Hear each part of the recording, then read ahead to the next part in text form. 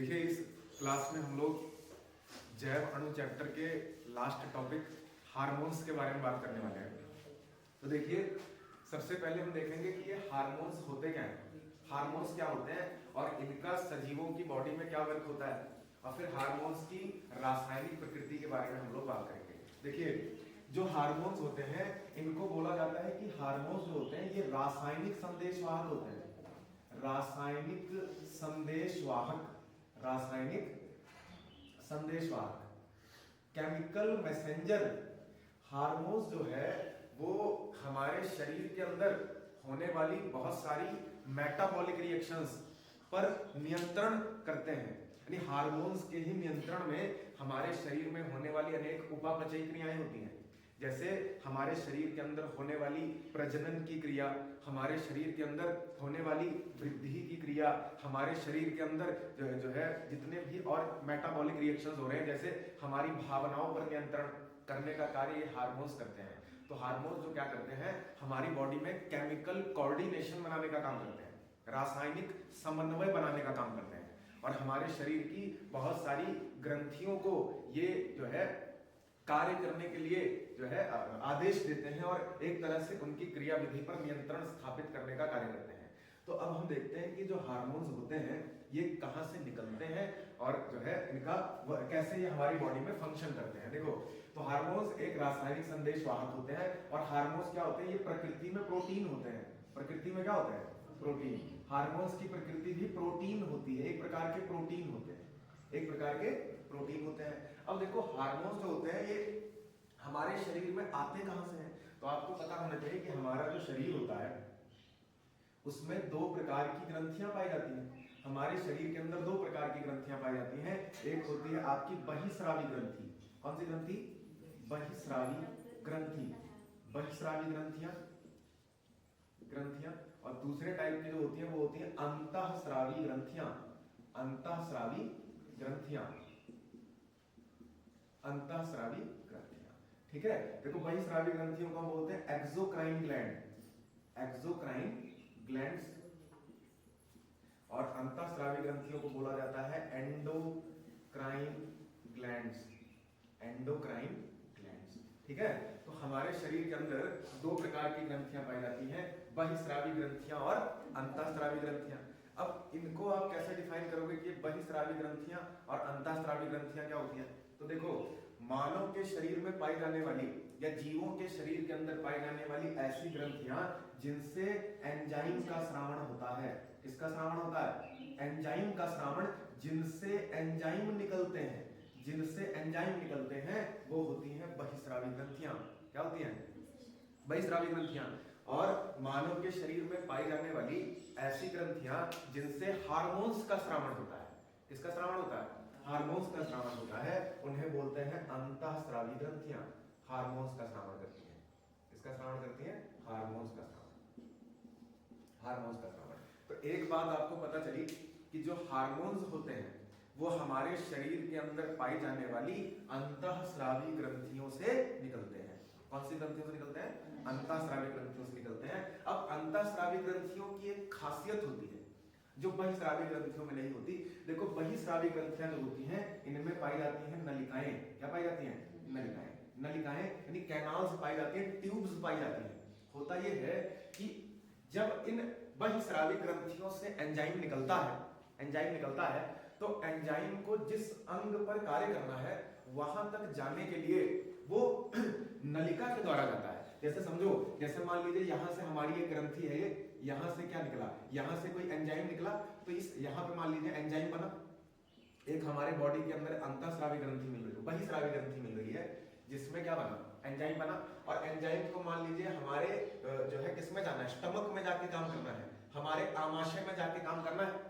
तो इस एंजाइम को स्टमक में ले जाने के लिए एक नलिका मिलेगी, नलिका, और इस नलिका से होता हुआ ये एंजाइम जो होगा वो हमारे पेट में यानी आमाशय में चला जाएगा। यानी बहिस्रावी ग्रंथियां जो होती हैं इनमें नलिकाएं पाई जाती हैं। क्या पाई जाती है? नलिकाएं। और बहिस्रावी ग्रंथियों से निकलने वाले एंजाइम नलिकाओं के द्वारा उस अंग तक चले जाते हैं जहां पर उनको कार्य करना है, जहां पर उनको कार्य करना है। बात समझ में आई? तो बहिस्रावी ग्रंथियों में क्या उपस्थित होती हैं? नलिकाएं उपस्थित होती हैं, नलिकाएं उपस्थित होती हैं। बात समझ में आई? तो इन नलिकाओं के माध्यम से जो एंजाइम होता है वो संबंधित अंग पर जाकर के अपना कार्य कर देता है। जबकि अंतःस्रावी ग्रंथियों से जो हार्मोन निकलता है, ये क्या होता है, इसमें क्या होता है, नलिकाएं नहीं पाई जाती, नलिकाएं अनुपस्थित। अंतःस्रावी ग्रंथियों में नलिकाएं नहीं पाई जाती। तो अगर नलिका नहीं मिल रही है तो हार्मोन उस जगह तक कैसे जाएगा जहां पर उसको काम करना है? तो जाएगा रक्त के द्वारा। किसके द्वारा? तो अंतःस्रावी ग्रंथियों से निकलने वाले जो हार्मोन होते हैं वो क्या होते हैं, वो जाकर के सीधे ब्लड में मिल जाते हैं। जैसे अंतःस्रावी ग्रंथि जब कोई हार्मोन निकालेगी तो वो हार्मोन कहाँ जाएगा? सीधा जाकर के हमारे रक्त में मिल जाएगा, हमारे ब्लड में मिल जाएगा। और फिर आपको पता है रक्त तो हमारी पूरी बॉडी में चक्कर लगाता है, पूरी बॉडी में जाता है, सर्कुलेट होता है। तो उसी रक्त के माध्यम से हार्मोन जहां पर उसको कार्य करना है वहां पहुंच जाएगा। तो ये खासियत होती है अंतःस्रावी ग्रंथियों की। तो अंतःस्रावी ग्रंथियां हार्मोन्स का स्रावण करती हैं। वो हार्मोन्स किसके द्वारा? हार्मोन का रक्त के माध्यम से, रक्त के माध्यम से, हार्मोन रक्त के माध्यम से संबंधित अंग तक पहुंच जाते हैं, संबंधित अंग तक पहुंचते हैं। तो अगर आपसे पूछे कौन सी ऐसी ग्रंथियां मानव में मौजूद हैं जिनमें नलिकाएं नहीं पाई जाती हैं, क्या बोलोगे? अंतःस्रावी ग्रंथियां, इनमें नलिकाएं नहीं पाई जाती। अंतःस्रावी ग्रंथियों से क्या निकलता है? हार्मोन निकलते हैं। क्या हार्मोन नलिका के द्वारा अंगों तक जाते हैं? नहीं, हार्मोन अंतःस्रावी ग्रंथि से निकलेगा और जाकर के किस में मिल जाएगा? ब्लड में, रक्त में मिल जाएगा। और रक्त उस हार्मोन को जिस जगह कार्य करना है वहां पे पहुंचा देगा, वहां पे पहुंचा देगा। बात समझ में आई? तो ये होती है आपकी अंतःस्रावी ग्रंथियां, अंतःस्रावी ग्रंथियां। अब अगर आपसे पेपर में देखो हार्मोन्स की डेफिनेशन पूछी जाती है कि हार्मोन्स किसे कहते हैं, हार्मोन्स किसे कहते हैं, तो हार्मोन्स के बारे में आप क्या बताओगे?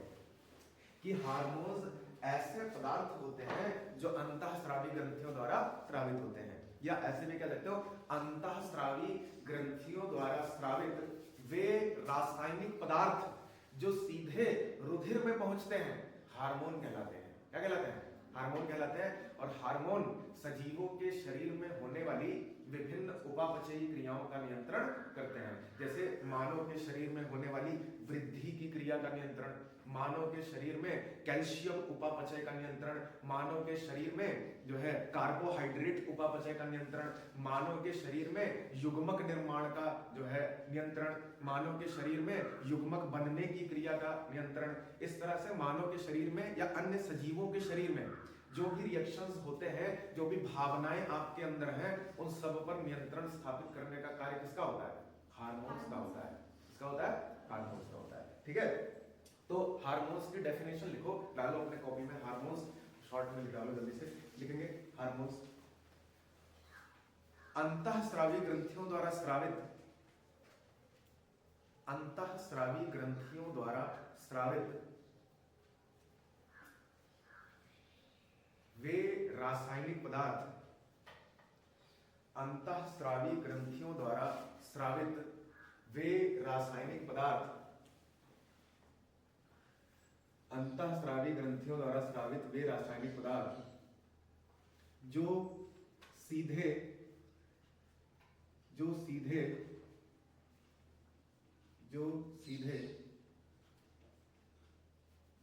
रुधिर में पहुंचते हैं, जो सीधे रुधिर में पहुंचते हैं, जो सीधे रुधिर में पहुंचते हैं,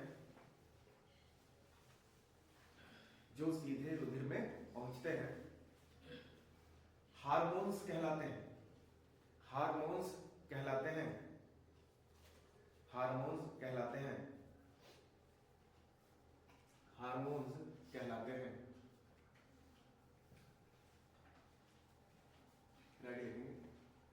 हार्मोन्स प्रकृति में प्रोटीन होते हैं, हार्मोन्स प्रकृति में प्रोटीन होते हैं, हार्मोन्स प्रकृति में प्रोटीन होते हैं।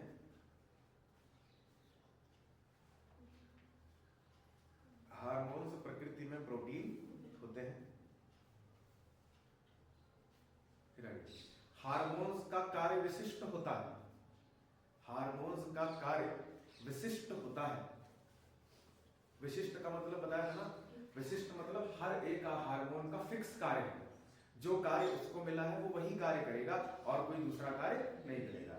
हार्मोन्स का कार्य विशिष्ट होता है।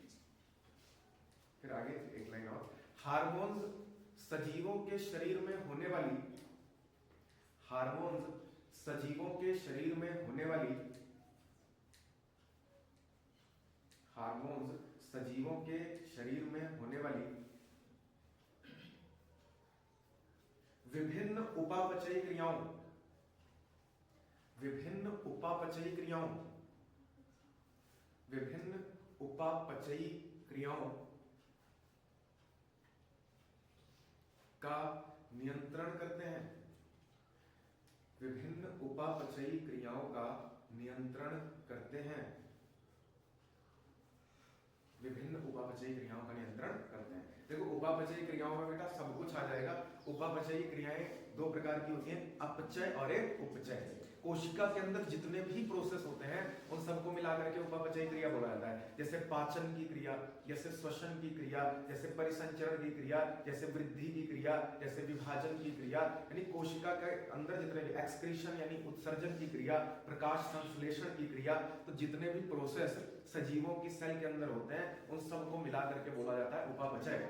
और इन सभी उपापचयी क्रियाओं पर नियंत्रण करने का कार्य अनेक प्रकार के हार्मोन्स करते हैं जो सजीवों के शरीर में पाए जाते हैं। अब हम लोग मानव के शरीर में पाई जाने वाली अंतःस्रावी ग्रंथियों के बारे में बात करने वाले हैं कि हमारी बॉडी के अंदर, मानव के अंदर कौन कौन सी अंतःस्रावी ग्रंथियां पाई जाती हैं और उनसे कौन कौन से हार्मोन्स निकलते हैं, उनसे कौन कौन से हार्मोन्स निकलते हैं। तो आप हेडिंग डालो मानव की अंतःस्रावी ग्रंथियां। पहले हम मानव के अंतःस्रावी ग्रंथियों के नाम लिखेंगे, फिर एक एक ग्रंथि से स्रावित होने वाले हार्मोन्स और उनके कार्य के बारे में। तो मानव के अंतःस्रावी ग्रंथियों में सबसे इंपॉर्टेंट जो पहली ग्रंथि है वो है आपकी पीयूष ग्रंथि। कौन सी ग्रंथि? पीयूष ग्रंथि। पीयूष ग्रंथि या इसको पिट्यूटरी ग्रंथि भी बोला जाता है। पिट्यूटरी, पिट्यूटरी, पिट्यूटरी ग्रंथि या इसको मास्टर ग्रंथि भी बोला जाता है, या इसको क्या बोलते हैं? मास्टर ग्रंथि, मास्टर ग्रंथि, मास्टर ग्रंथि। तो ये मानव के शरीर में पाई जाने वाली पहली अंतःस्रावी ग्रंथि है, पहली अंतःस्रावी ग्रंथि। दूसरी की अगर मैं बात करता हूं, दूसरी अंतःस्रावी ग्रंथि हमारे अंदर जो है वो है थायराइड। कौन है? थायराइड, थायराइड ग्रंथि। तीसरी जो है वो आपकी है कौन? Parathyroid, parathyroid, parathyroid.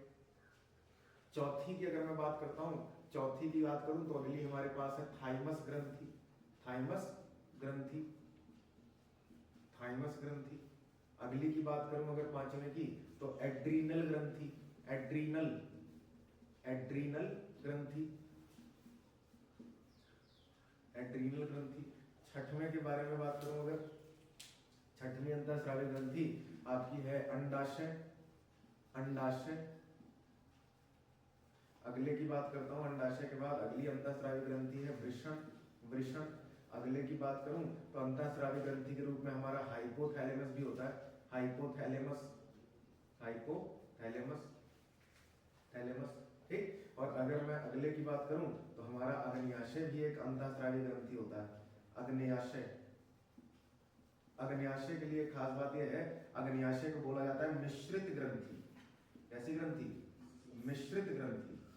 मिश्रित मतलब जो अंतःस्रावी ग्रंथि के साथ साथ बहिस्रावी ग्रंथि का भी काम करे, जिससे एंजाइम और हार्मोन दोनों निकले, वो कहलाती है मिश्रित ग्रंथि। और ऐसी एक ही ग्रंथि मानव की बॉडी में पाई जाती है, अग्न्याशय। कौन है? अग्न्याशय। बात समझ में आई? तो ये इंपॉर्टेंट है, ठीक है। तो मुख्य रूप से ये 9 अंतःस्रावी ग्रंथियां मानव की बॉडी के अंदर पाई जाती हैं। अब एक एक अंतःस्रावी ग्रंथि का नाम और उससे निकलने वाले हार्मोन्स के बारे में बात करेंगे। देखो सबसे पहली ग्रंथि बेटा ये है पीयूष ग्रंथि। कौन सी ग्रंथि? पीयूष ग्रंथि। देखिएगा ध्यान से, पीयूष ग्रंथि। अब थोड़ी बातें मैं पीयूष ग्रंथि के बारे में बताता हूँ। देखो वैसे बायोलॉजिकल टर्म्स हैं, तो बहुत ज्यादा डेप्थ में जाके केमिस्ट्री में नहीं पूछा जाएगा ये सारी चीजें आपसे। हो सकता है कि पीयूष ग्रंथि से निकलने वाले एक दो हार्मोन्स उनसे पूछ लें, लेकिन हम थोड़ा और डेप्थ में क्लियर करेंगे। देखो पीयूष ग्रंथि सबसे पहले ये है क्या? पीयूष ग्रंथि एक अंतःस्रावी ग्रंथि है, अंतःस्रावी ग्रंथि। तो अंतःस्रावी ग्रंथि है तो ये क्या निकालेगी? हार्मोन। क्या निकालेगी?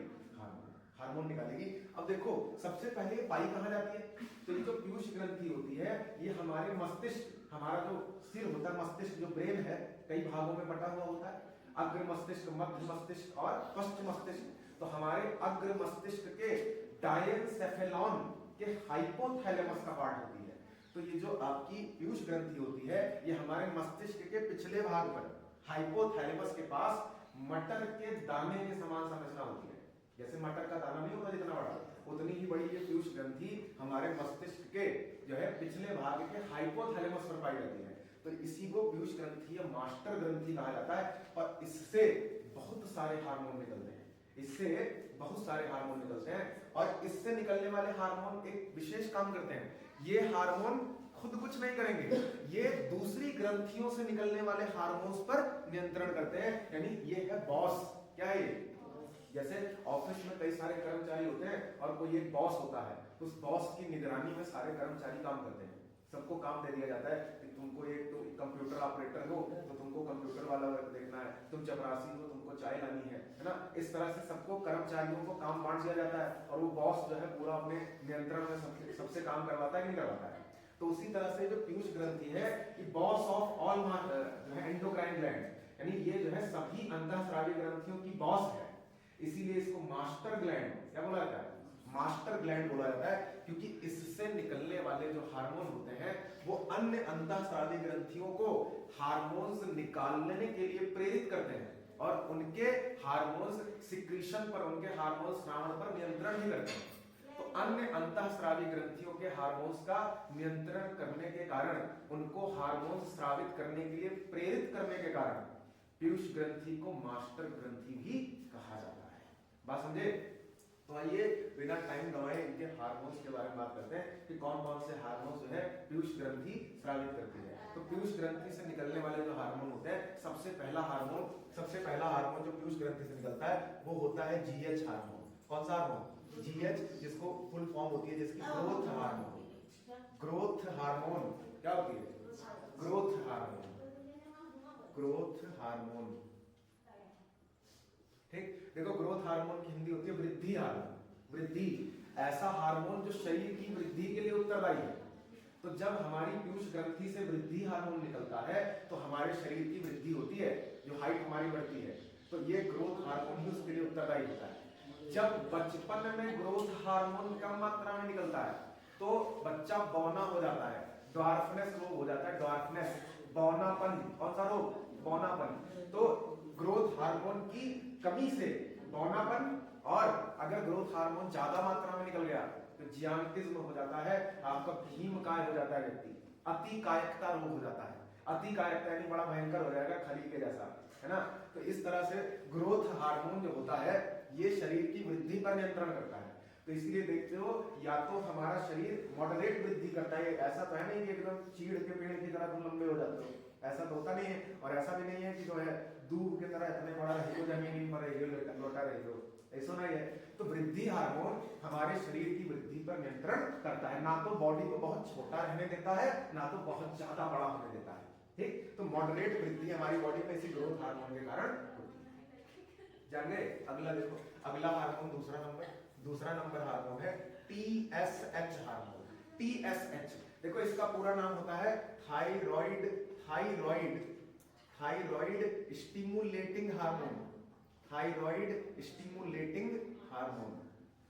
थायराइड स्टिमुलेटिंग हार्मोन, स्टिमुलेटिंग मतलब प्रेरित करना, तो थायराइड प्रेरक हार्मोन।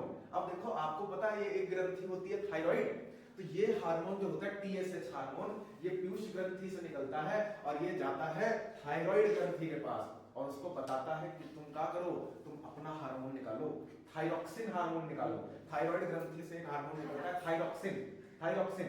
तो ये थायरॉक्सिन हार्मोन के स्रावण के लिए थायराइड ग्रंथि को प्रेरित करने का काम करता है टीएसएच हार्मोन। बात समझे? अगला देखो, अगला है एलएच। एलएच मतलब होता है ल्यूटिनाइजिंग हार्मोन। ल्यूटिनाइजिंग हार्मोन ये क्या करता है भाई? Luteinizing hormone. ये और एक और इकट्ठा लिख लेते हैं, दो होते हैं, एक एलएच होता है, एक होता है एफएसएच। इसको बोलते हैं follicle stimulating hormone, follicle stimulating hormone. देखो ये LH और FSH हार्मोन ये क्या करते हैं, मानव के शरीर में अंडाशय और वृषण, अंडाशय और वृषण ये जनन ग्रंथियां होती हैं मानव की, हमने पढ़ा था मानव जनन में। तो ये अंडाशय और वृषण को हार्मोन्स के स्रावण के लिए प्रेरित करने वाले हार्मोन होते हैं luteinizing hormone and FSH hormone. बात समझ में आई? तो ल्यूटिनाइजिंग एंड FSH हार्मोन क्या करते हैं, ये अंडाशय और वृषण को हार्मोन्स के स्रावण के लिए प्रेरित करते हैं। अगला हार्मोन देखो, अगला हार्मोन देख रहे हो ACTH हार्मोन, ACTH इसको पूरा नाम होता है एड्रीनोकार्टिकोट्रोपिक हार्मोन, एड्रीनोकार्टिकोट्रोपिक हार्मोन, एड्रीनोकार्टिकोट्रोपिक हार्मोन, ठीक। ये हार्मोन देखो इसके नाम है एड्रीनो, क्या रहा है एड्रीनो, एड्रीनो यानी एड्रीनल ग्रंथि, ये 5 नंबर वाली एड्रीनल ग्रंथि। तो ये हार्मोन क्या करता है, ये हार्मोन एड्रीनल ग्रंथि में जाता है, एड्रीनल ग्रंथि के पास जाएगा और एड्रीनल ग्रंथि के 2 पार्ट होते हैं, कॉर्टेक्स और एक मेडुला, एक कॉर्टेक्स और एक मेडुला। तो ये एड्रीनल ग्रंथि के कॉर्टेक्स भाग को, देखो नाम में आ रहा है कार्टिको, कार्टिको यानी कॉर्टेक्स, एड्रीनल ग्रंथि के कॉर्टेक्स भाग को हार्मोन्स के स्रावण के लिए प्रेरित करता है ACTH हार्मोन। बात समझ में आई? तो ACTH हार्मोन का काम ये जाएगा और आपकी एड्रीनल ग्रंथि के कॉर्टेक्स पार्ट को हार्मोन्स के स्रावण के लिए प्रेरित करेगा। अगला नंबर छठवां हार्मोन है हमारे पास, छठवां हार्मोन है ADH हार्मोन। कौन सा हार्मोन है, ADH। ADH हार्मोन का पूरा नाम होता है anti diuretic hormone, anti diuretic, anti diuretic hormone. ये हार्मोन क्या करता है भाई, ये हार्मोन क्या करता है, हमारे बॉडी के अंदर जब किडनी हमारी रक्त को छान करके यूरिया को अलग करती है उत्सर्जन की क्रिया के दौरान, तो ये वृक्क में पुनरावशोषण की क्रिया को बढ़ा देता है, रीअब्जॉर्प्शन। जैसे हमने उत्सर्जन में पढ़ा था, आपने पढ़ा होगा एक्सक्रीशन, कि जब हमारी बॉडी के अंदर रक्त जो होता है, रक्त को छान करके हमारी किडनी यूरिया को अलग करती है, मूत्र निर्माण करती है। यूरिया मानव का मुख्य उत्सर्जी पदार्थ होता है। तो होता क्या है कि रक्त में जो अशुद्धियां भरी होती हैं, वो रक्त जब किडनी के पास जाता है तो किडनी रक्त को छान करके उसमें से अशुद्धियों को अलग करती है। लेकिन जब किडनी रक्त को छानती है तो काम वाली चीजें भी छान के अलग कर देती है, जैसे ग्लूकोज को छान के अलग कर दिया, प्रोटीन को छान के अलग कर दिया, जो आपके मिनरल्स होते हैं जो ऊर्जा देने वाले हैं उनको भी किडनी छान के अलग कर देती है। तो होता क्या है कि जब छना हुआ वो पार्ट, रुधिर का छना हुआ पार्ट जिसमें जो है यूरिया भी है, जिसमें पानी भी है, जिसमें अन्य प्रकार की काम की चीजें भी हैं, तो जब वो वृक्क नलिका से होकर के गुजरता है तो ये एंटी डाईयूरेटिक हार्मोन क्या करता है कि वृक्क में रीअब्जॉर्प्शन की क्रिया को बढ़ा देता है, पुनरावशोषण, काम वाली चीजों का दोबारा अवशोषण कर लिया जाता है वृक्क नलिकाओं में, जिससे कि काम वाली चीज बॉडी से बाहर न चली जाए। तो वैसे तो हम मर जाएंगे, पता चलेगा चाहे जितना खाओ, रक्त से रक्त जब किडनी के पास जाएगा तो किडनी छान करके ग्लूकोज को भी मूत्र के रूप में बाहर कर देगी। तो ऊर्जा कैसे बनाओगे, पानी सारा बॉडी से बाहर निकल जाएगा, निर्जलीकरण हो जाएगा, दोबारा मर जाओगे। तो वृक्क में पुनरावशोषण की क्रिया को बढ़ाने का काम करता है ADH hormone, anti diuretic hormone. समझे बात को? अगला हार्मोन है, अगला हार्मोन है MSH हार्मोन। MSH इसको बोलते हैं melanocyte, melanocytes, melanocytes stimulating hormone, stimulating hormone, stimulating hormone. देखो हमारी त्वचा के नीचे एक विशेष प्रकार की कोशिकाएं पाई जाती हैं जिनको बोलते हैं मिलेनोसाइट्स, मिलेनोसाइट्स। तो ये मिलेनोसाइट्स कोशिकाएं जो होती हैं ये क्या करती हैं, मेलानिन का स्रावण करती हैं। मेलानिन, मेलानिन ये त्वचा के वर्ण का निर्धारण करता है कि आपकी त्वचा गोरी होगी कि काली होगी, ये किस पे डिपेंड करता है, मेलानिन पे, मेलानिन। तो ये हार्मोन मिलेनोसाइट सेल्स को, मिलेनोसाइट सेल्स को मेलानिन के स्रावण के लिए प्रेरित करने का काम करता है। तो एमएसएच हार्मोन होता है। अगला हार्मोन है हमारे पास, अगला हार्मोन है prolactin hormone, prolactin, prolactin hormone. Prolactin hormone क्या करेगा, प्रोलैक्टिन हार्मोन क्या करता है, ये मादा की स्तनधारियों में दुग्ध ग्रंथियों को दुग्ध स्रावण के लिए प्रेरित करता है, दुग्ध स्रावण के लिए प्रेरित करनी, दुग्ध निर्माण। ये क्या करेगा, मिल्क फॉर्मेशन का काम करेगा, मिल्क फॉर्मेशन, यानी मादा की स्तन ग्रंथियों में दुग्ध निर्माण करने का कार्य कौन करता है, प्रोलैक्टिन हार्मोन। और ये जब बच्चे का जन्म हो जाता है तो स्तनधारियों में दुग्ध ग्रंथियों में दुग्ध निर्माण करने का कार्य प्रोलैक्टिन हार्मोन करता है, और ये भी किससे निकलता है? पीयूष ग्रंथि से। देखो एकदम हार्मोन्स का भंडार है पीयूष ग्रंथि। कितने हार्मोन हो गए? 8। अगला भी है, और है अगला हमारे पास oxytocin hormone. Oxytocin, oxytocin, oxytocin ये क्या करता है? ऑक्सीटोसिन हार्मोन क्या करता है? दुग्ध स्रावण को प्रेरित करता है, यानी स्तन ग्रंथियों से दुग्ध को बाहर निकालने के लिए उत्तरदायी है। ये दुग्ध निर्माण के लिए उत्तरदायी है और ये दुग्ध स्रावण के लिए उत्तरदायी है। यानी स्तन ग्रंथियों में दुग्ध का निर्माण कौन करेगा? Prolactin hormone. और स्तन ग्रंथियों से दुग्ध को बाहर निकालने का काम कौन करेगा? ऑक्सीटोसिन। इसीलिए गांव वगैरह में जब किसी भैंस गाय का बच्चा मर जाता है तो उसका दूध निकालने के लिए इंजेक्शन दिया जाता है। यहाँ पे गर्दन पे इंजेक्शन लगा देते हैं और इंजेक्शन लगते ही जो है सारा का सारा दूध स्तन ग्रंथियों में अपने आप आ जाता है और तुरंत गाढ़ा नहीं जाता होता। तो ये वो होता है ऑक्सीटोसिन हार्मोन। कौन सा हार्मोन होता है?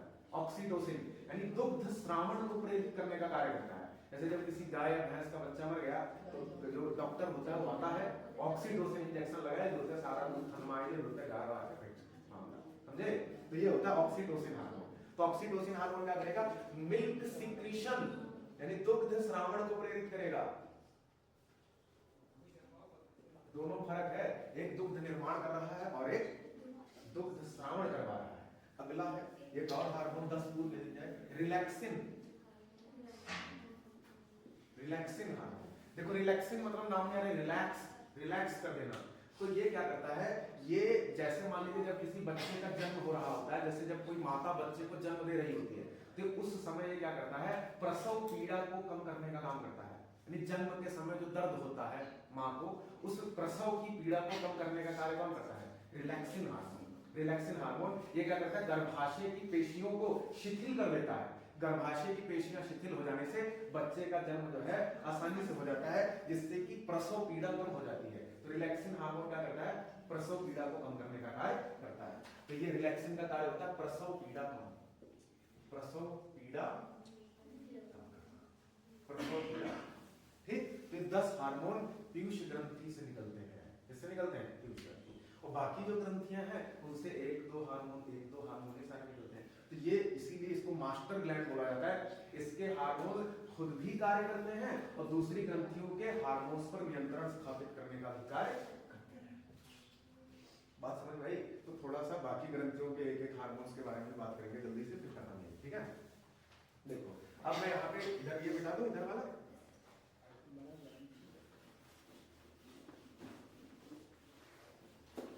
देखो दूसरी ग्रंथि मैं बताऊं, थायराइड। दूसरी ग्रंथि कौन सी है? थायराइड। थायराइड, थायराइड ग्रंथि क्या निकालती है? Thyroxine hormone. Thyroxine, thyroxine hormone. देखो एक बड़ा इंपॉर्टेंट है, थायरॉक्सिन हार्मोन क्या करता है? ये भी शरीर की वृद्धि का नियंत्रण करता है, शरीर की वृद्धि का नियंत्रण। और थायरॉक्सिन हार्मोन बनाने के लिए, थायरॉक्सिन हार्मोन बनाने के लिए आयोडीन जरूरी होता है। क्या जरूरी होता है? आयोडीन। इसीलिए जब आयोडीन की कमी हमारे भोजन में हो जाती है तो थायराइड ग्रंथि थायरॉक्सिन हार्मोन नहीं बना पाती, और जब थायराइड ग्रंथि थायरॉक्सिन हार्मोन नहीं बना पाएगी तो गले में होती है तो ये फूल कर लटक जाती है और घेंगा हो जाता है। क्या हो जाता है? घेंगा। तो आपने पढ़ा होगा आयोडीन की कमी से घेंगा हो जाता है। तो घेंगा रोग आयोडीन की कमी से इसलिए हो रहा है क्योंकि जब आयोडीन थायराइड ग्रंथि को नहीं मिलेगा तो वो अपना कार्य नहीं कर पाएगी, वो थायरॉक्सिन हार्मोन नहीं बना पाएगी। और जब थायराइड ग्रंथि थायरॉक्सिन हार्मोन नहीं बना पाएगी तो ये गले में होती है सूज के लटक जाएगी और घेंगा हो जाएगा, घेंगा रोग हो जाएगा। काइटर जिसको बोलते हैं, काइटर, घेंगा। तो समझ गए बात को? तीसरी देखो, तीसरा है, तीसरी ग्रंथि हमारे पास है पैराथायरॉइड। पैराथायरॉइड, थायरॉइड, पैराथायरॉइड ग्रंथि जो होती है इससे निकलने वाले हार्मोन कैल्शियम उपापचय का नियंत्रण करते हैं। इनसे निकलने वाले हार्मोन रक्त में कैल्शियम की मात्रा को कम ज्यादा होने से रोकते हैं। ठीक है, इससे जो है आपका एक हार्मोन निकलता है जिसको बोलते हैं कैल्सीटोनिन। कैल्सीटोनिन, ठीक है। तो कैल्सीटोनिन हार्मोन कैल्शियम उपापचय का नियंत्रण करने का कार्य करता है, यानी कैल्शियम की मात्रा को कम ज्यादा होने से रोकता है। अगली ग्रंथि है थाइमस। थाइमस, बताओ थाइमस ग्रंथि के बारे में तुमको बताया गया था, द्वितीयक लसिका भंग याद है बायोलॉजी में? द्वितीयक लसिका भंग, जहां पर प्राथमिक लसिका भंग, सॉरी द्वितीयक नहीं, प्राथमिक लसिका भंग, वे अंग जिनमें लिम्फोसाइट्स का निर्माण और परिपक्वन होता है प्राथमिक लसिका भंग कहलाते हैं। और लिम्फोसाइट दो प्रकार की थी, B lymphocyte and T lymphocyte. ऐसी लिम्फोसाइट जिनका निर्माण बोन मैरो में होता है, अस्थि मज्जा में होता है, वो बी लिम्फोसाइट कहलाती है। और वे लिम्फोसाइट्स जिनका निर्माण तो बोन मैरो में हुआ लेकिन परिपक्व थाइमस ग्रंथि के अंदर परिपक्व होती है जाके से, थाइमस ग्रंथि के अंदर परिपक्व होती है। तो थाइमस ग्रंथि का कार्य होता है, इससे एक हार्मोन निकलता है थाइमोसिन। कौन सा हार्मोन? Thymosin hormone. और ये थाइमोसिन हार्मोन क्या करता है? लसिकाणुओं के परिपक्वन का नियंत्रण करता है कि जो लसिकाणु जो बड़े होने के लिए थाइमस ग्रंथि में आए हैं उनको खाना पीना मिल रहा है कि नहीं मिल रहा है, वो सही से वृद्धि कर रहे हैं कि नहीं कर रहे हैं, इनका नियंत्रण करने का कार्य ये थाइमोसिन हार्मोन करता है जो थाइमस ग्रंथि से निकलता है। ठीक है, नेक्स्ट अगली की बात अगर मैं करता हूं, पांचवा एड्रीनल ग्रंथि। एड्रीनल ग्रंथि से दो हार्मोन निकलते हैं बड़े फेमस, एक होता है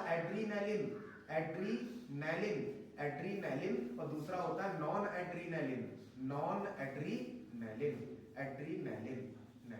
ये हार्मोन एक दूसरे के विपरीत काम करते हैं।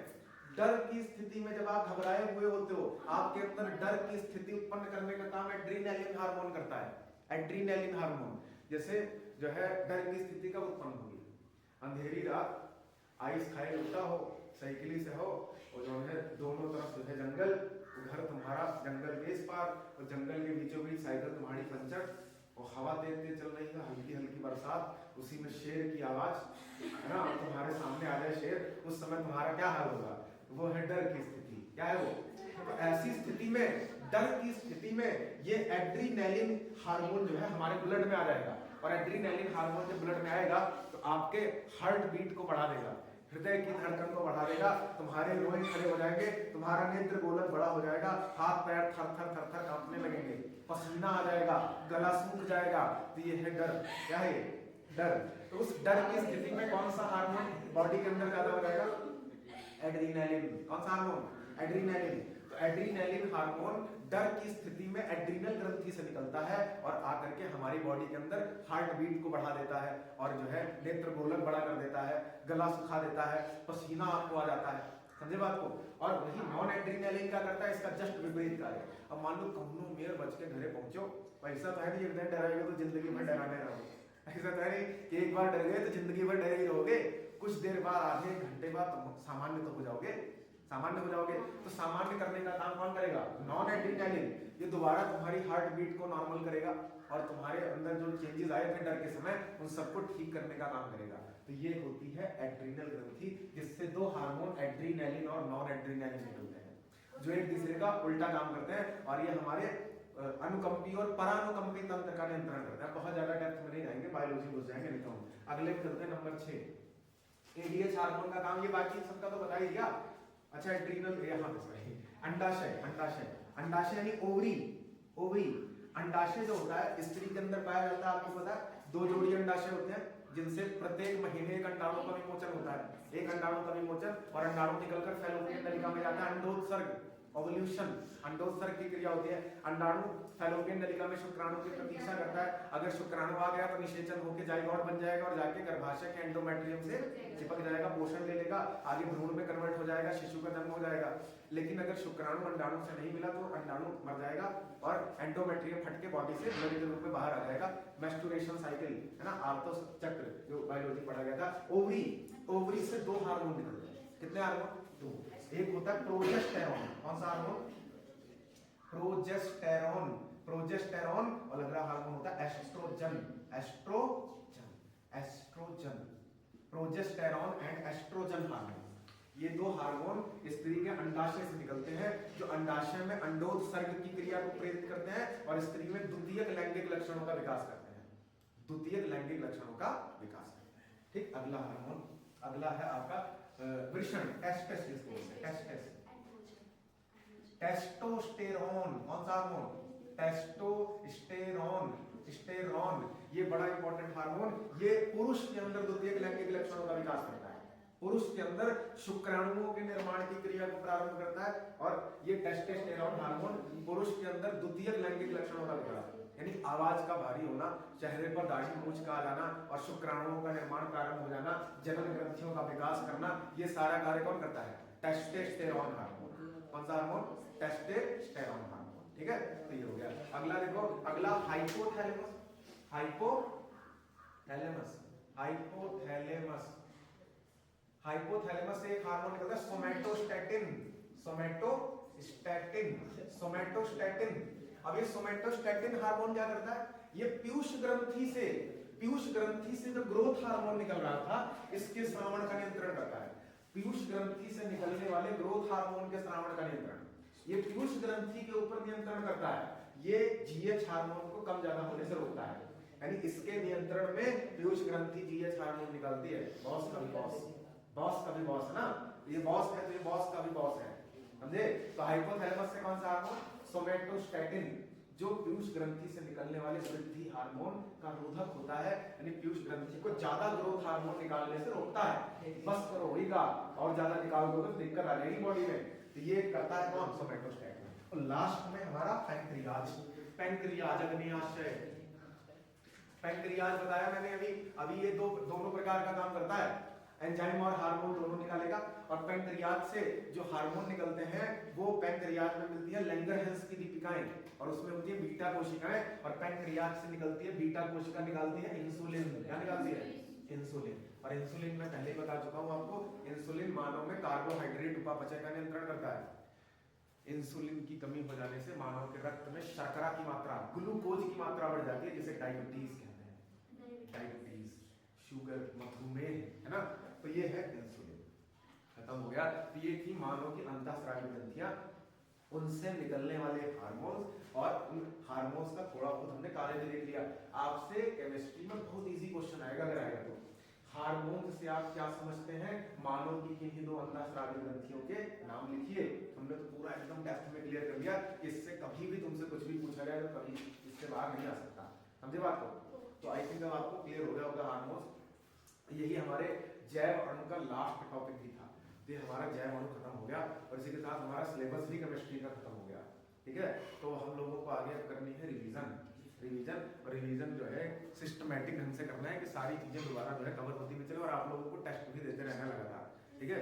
रिवीजन करेंगे हम पहले, और फिर उसके बाद टेस्ट भी लिया जाएगा। और रिवीजन करने का तरीका ये रहेगा कि 3 दिन आपको जो है अनसॉल्व सॉल्व करवाया जाएगा। 3 दिन जो है अनसॉल्व से हम लोग सेट वाइज सॉल्व कर लिया करेंगे। जैसे अनसॉल्व में बहुत सारे क्वेश्चन ऐसे होंगे जो आप लोग जानते होंगे, तो उसको मैं नहीं बताऊंगा, जो आप लोग कहोगे कि ये नहीं आता तो वो मैं अनसॉल्व वाला बता दिया करूंगा, और रोज एक सेट आप सॉल्व करके लाके दिखाया भी करोगे, उसका डिस्कशन हम लोग कर लिया करेंगे। और फिर उसके बाद चैप्टर वाइज रिवीजन चलेगा, चैप्टर वाइज रिवीजन। पहले चैप्टर विलेन से शुरू करेंगे, बस केवल मैं यहाँ समझाऊंगा, लिखना लिखे तो नहीं ऑलरेडी आप लोग, तो हम लोग रिवीजन में क्या करेंगे, चैप्टर वाइज रिवीजन करेंगे, और एक चैप्टर का रिवीजन हो जाने के बाद आप उसका टेस्ट देंगे, ठीक है। इस तरह से रिवीजन की स्ट्रेटजी रहेगी, जिससे जो है सारी चीजें दोबारा रिवाइज भी हो जाएंगी और अच्छे से तैयार भी हो जाएंगी, ठीक है। चलिए, और एक बार ला करके हमको चेक करवा देना कॉपी वगैरह कि आप लोग बनाया होना है क्या, फिर ला करके चेक करवाइए एक बार, ठीक है। जैसे भी आपने लिखा हो, रफ में लिखे हो, फेयर में लिखे हो कि नहीं लिखे हो, ये मैं देखना चाहता हूँ, समझे। ला करके दिखाइए उसको, और जो रिवीजन के लिए एक अलग कॉपी ले लीजिए, जो यहाँ पे बताया जाए उसको आप एक रफ कॉपी ले लीजिए, और रिवीजन आप उसी में करते रहिएगा, समझे बात को।